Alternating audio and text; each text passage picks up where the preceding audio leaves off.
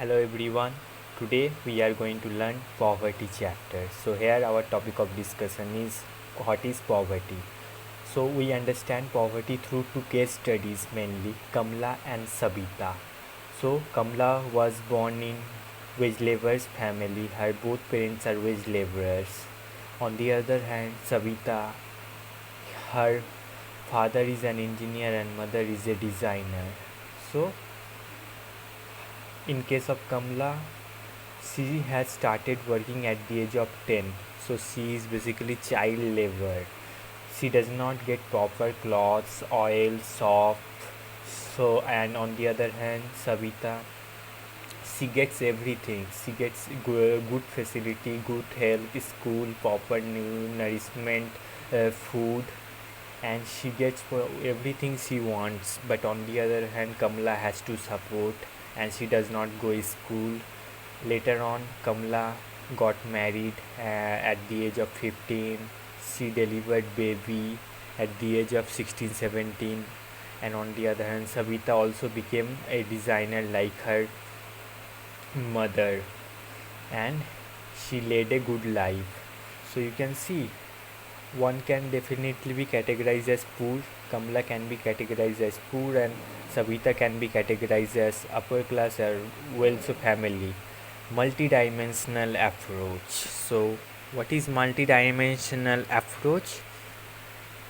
Lack of health, education, hunger, landless, and unemployment. So we understand poverty through multidimensional approach. When a person does not have good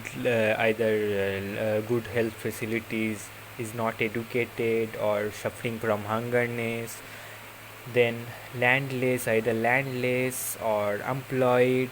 So either of them can be categorized into poverty. Okay, so we have to understand that there are many causes of poverty. There remain not only one cause, not there remain multiple causes, and we have to see it through multiple angles. Suppose a person earns x amount, but his family has 10 members. With that amount, he is not able to survive properly, so he comes under poverty. Okay, so let us see what poverty line is. How in India, how is poverty line measured? So there were different communities who recommended what are the criteria for measuring poverty. One of them is Tendulkar committee in 2011. So he prescribed that in his committee it was prescribed that a person in rural area earning 895 rupees per head, and in urban area 1100 rupees per head should would be upper poverty level, means below earning below it will be considered poor. Okay, so there are different committees and different recommendation were prescribed for measuring poverty line. So we don't have any set measurement.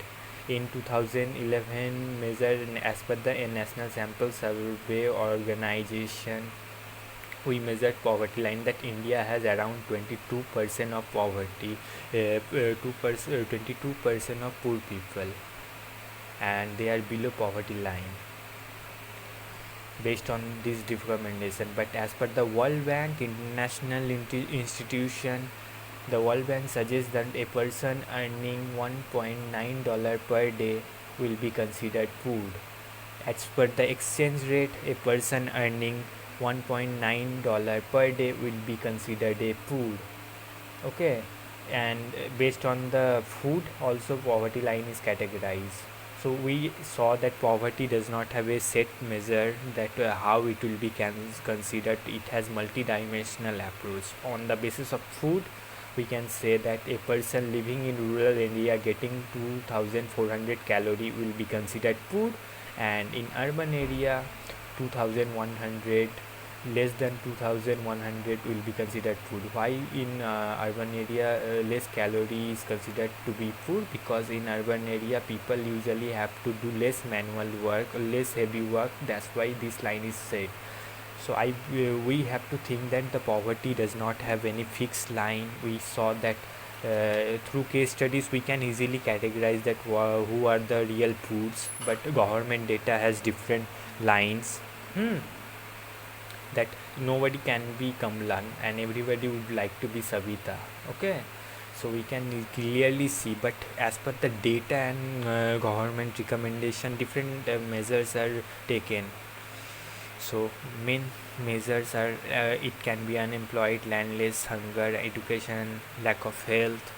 So for today we are done. Next lesson we will see more about poverty. So revise this line, revise your textbook properly, read it twice so that you understand what I just taught to you.